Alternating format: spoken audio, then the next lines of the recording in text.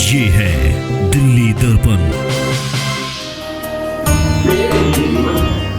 अगर हर इंसान एक पेड़ भी लगाए और उसकी देखभाल करे तो पूरा भारत हरा भरा हो सकता है। सिर्फ मंदिर में जाकर ही पूजा नहीं हो सकती, समाज की सेवा अलग अलग तरीके से की जा सकती है। समाज की सेवा ही असली पूजा है।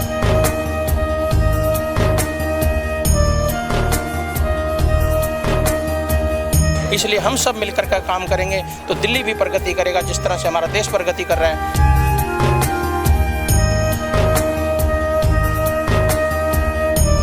नमस्कार, दिल्ली दर्पण टीवी देख रहे हैं आप।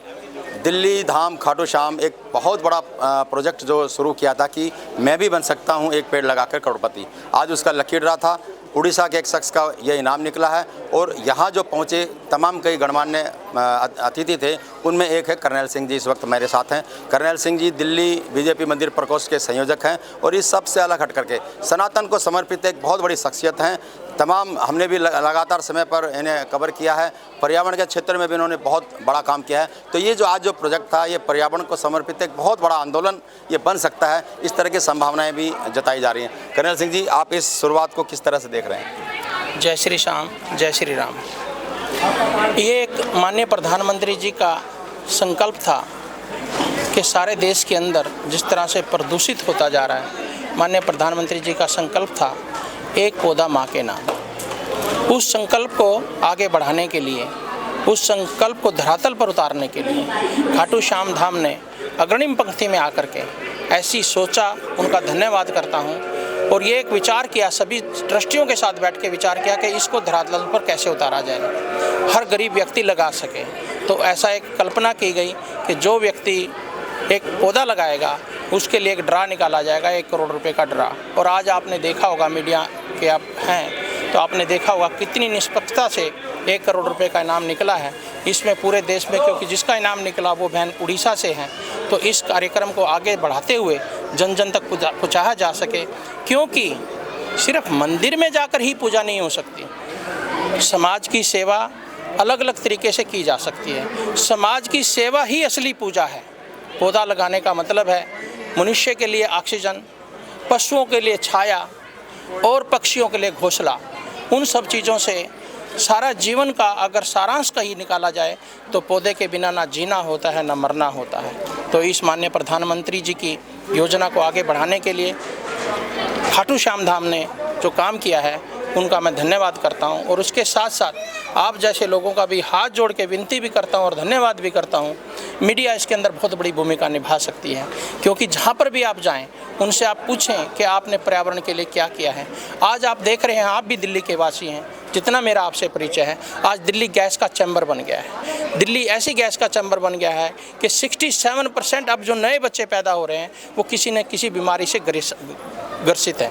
क्योंकि पर्यावरण इतना प्रभाव डालता है जीवन के अंदर, चाहे आप खाना खा रहे हैं उसके अंदर, क्योंकि आज हमारी ज़मीन इतनी दूषित हो चुकी है जहाँ पर पानी है ही नहीं, और है तो बहुत ही गंदा पानी है। तो उसको अगर सब चीज़ों का अगर निवारण है तो वो पौधा है।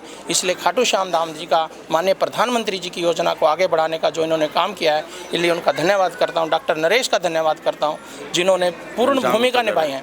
घनश्याम जी ने, और उस धरातल, घनश्याम जी तो अध्यक्ष हैं यहाँ के, उनकी कल्पना ने और डॉक्टर नरेश ने उसको जिस तरह से धरातल पे उतार कर दिन रात ना सो करके जन जन तक सेवा का काम पहुँचाया है। इसलिए डॉक्टर नरेश जी आपको लगता है कि जितनी चर्चा और चिंता इस पर्यावरण को लेकर के होती है, ये समस्या उतनी ज़्यादा गंभीर हो जाती है? सरकारों का भी कुछ जिम्मेदारी बनती है, जवाबदेही बनती है। मैं ऐसा मानता हूँ, इस चीज़ को राजनीति से दूर हट करके व्यक्ति को स्वयं इस चीज़ की जिम्मेवारी लेनी होगी। जब तक व्यक्ति इस चीज़ की स्वयं जिम्मेवारी नहीं लेगा, सरकार कुछ नहीं कर पाएगी। मैं हाथ जोड़ के विनती करता हूं, इसको राजनीति सरकार का बहुत बड़ा काम है। यमुना के लिए 20,000 करोड़ रुपया सेंटर ने दिया। आज आप यमुना का हाल देख लीजिए। पर्यावरण के लिए इतना पैसा यहाँ पर आता है दिल्ली के अंदर। आज दुनिया की सबसे गंदी राजधानी, सबसे दूषित राजधानी यहाँ की दिल्ली सरकार ने जो उसको बनाया है, मैं उनके लिए जितने शब्द बोलूँ उतने कम हैं।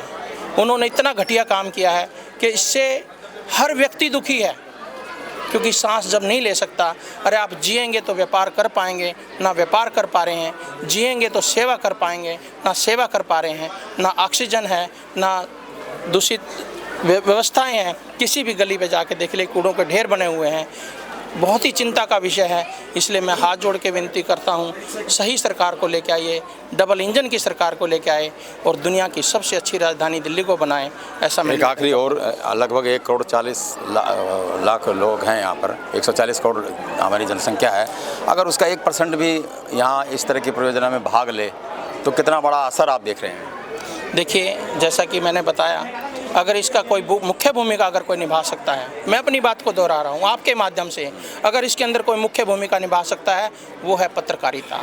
चाहे वो इलेक्ट्रिक मीडिया हो, चाहे प्रिंट मीडिया हो, आपकी बात का असर नेता पे भी होता है, आपका असर जो है समाज के मुख्य लोगों पर भी होता है, आपका असर हर गणमान्य व्यक्ति पर होता है। इसलिए आप अपनी चर्चा करेंगे और आपसे भी अनुरोध करता हूँ, किसी भी तरह की बैठक हो, चाहे वो राजनीतिक हो, चाहे सामाजिक संस्थाएं हो, पर्यावरण की जरूर चर्चा करेंगे। अगर इस चीज़ को अगर कोई ठीक कर सकता है तो मुझे ऐसा लगता है इसमें 55% देश की भागीदारी मीडिया ठीक कर सकती है। इस देश की अगर सफाई अगर कोई कर सकता है तो मीडिया कर सकती है। सभी मीडिया भाइयों से अनुरोध करूंगा कि 10 मिनट अपने जीवन का निकाल करके पर्यावरण के लिए, समाज सुधार के लिए काम करेंगे तो ये देश पुनः विश्व शक्ति बनकर उभरेगा। जैसा आप देख रहे हैं जिस तरह से पूरा देश प्रगति कर रहा है, लेकिन दिल्ली की प्रगति एकदम पीछे चली गई है। 20 साल 100 साल पीछे चली गई है दिल्ली की प्रगति।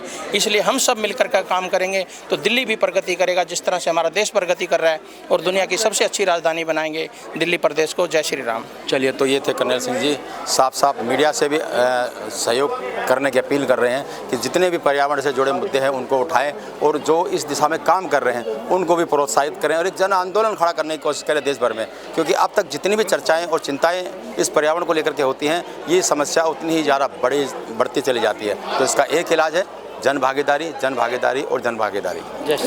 राजेंद्र स्वामी, दिल्ली दर्पण टीवी।